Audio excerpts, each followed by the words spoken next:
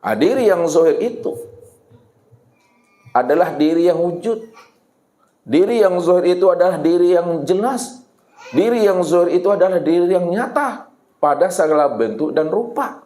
Walaupun Allah itu mukhalafatul lil hawadis, tidak berupa, tidak berbentuk, namun segala bentuk dan rupa itulah nyatanya akan dirinya. Walaupun dia bersifat lam yakul lahu kufuwan ahad, dia bersifat laisa kamitslihi syai'un, namun segala bentuk dan rupa, segala sesuatu itulah sebenarnya akan wujud nyata kezahiran dirinya. Kenapa? Karena dia yang awal dan dia pula yang akhir. Kalau dia yang awal, dia yang akhir, maka dialah yang nyata itu yang sesungguhnya. Dan dia pula adalah sebenarnya diri yang batin itu. Diri yang batin adalah diri yang tidak tersembunyi. Walaupun batin itu maknanya tersembunyi, namun batinnya Allah itu telah benar-benar terang dan wujud pada segala yang ada ini. Disitulah letaknya Allah itu berselindung di dalam terang. Allah itu berselindung pada yang terang. Siapa yang bisa dan mampu memandang Allah itu berselindung pada yang terang? Tentu adalah orang yang arifin. Orang arifin itu adalah orang yang telah mampu memandang Allahnya di atas segala-galanya, dari segala bentuk dan rupa dan nama yang berbagai-bagai. Karena Allah lah yang ahad semata-mata.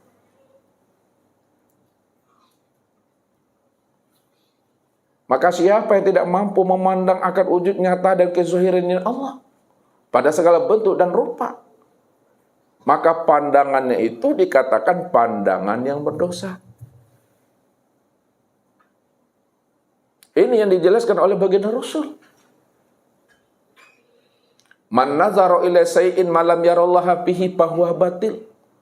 Barang siapa yang bisa memandang kepada sesuatu dalam bentuk rupa yang berbeda, wujud yang lain, dan nama yang bermacam-macam. Apakah kepada ayahnya, ibunya, suami dan istrinya, anak cucu dan menantu. Pada segala yang wujud dan pada segala sesuatu. Tak mampu dia memandang Allah pada segala bentuk dan rupa itu, itulah pandangan yang berdosa itu.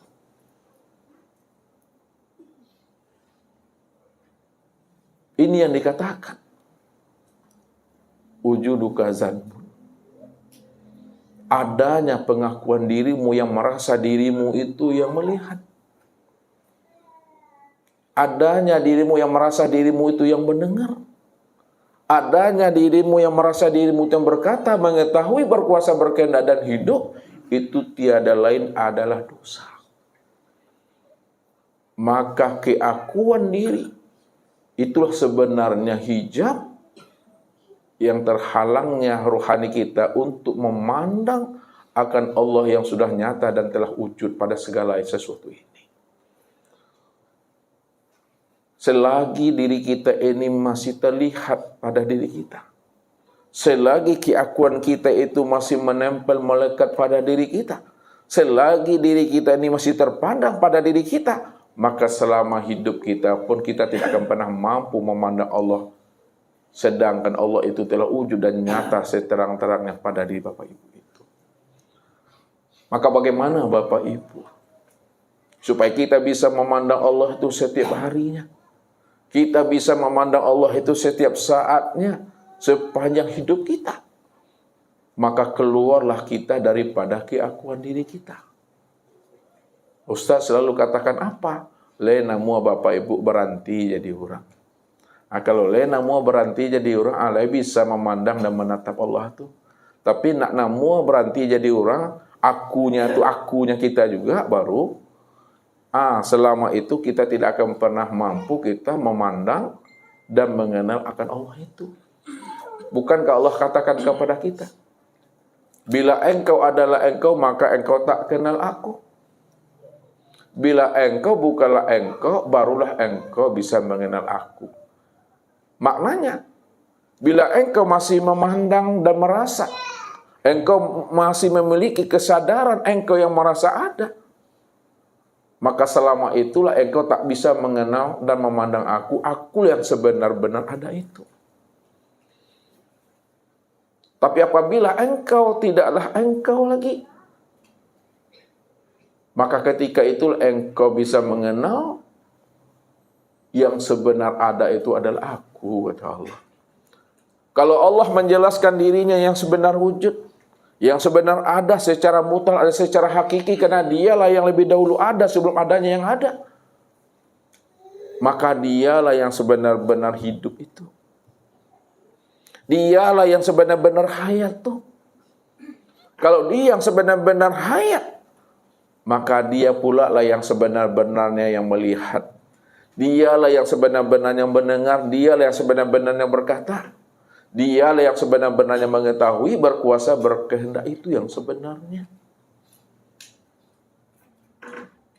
Maka ketika itulah Allah itu wujud dengan sendirinya. Inilah yang diingatkan oleh Allah kepada kita melalui lisan nabinya. Innal abdi iza ahbabtuhu qataltu fa iza qataltuhu wa ana diyatahu. Sesungguhnya hambaku, kata Allah. Hamba Allah itu ya Muhammad. Muhammad itu kekasihnya. Iza ahbabtuhu qataltuhu. Apabila dirinya aku cintai, aku jadikan dia sebagai kekasihku, kata Allah. Qataltuhu. Maka aku bunuh diri kekasihku itu. Aku fanakan dirinya. Aku karamkan dirinya. Aku hapuskan dirinya. Aku lenyapkan dan aku sirnakan dirinya. Kalau dirinya telah aku hapuskan, dirinya telah aku karamkan, dirinya telah aku sirnakan, kata Allah. Wa ana diyatahu.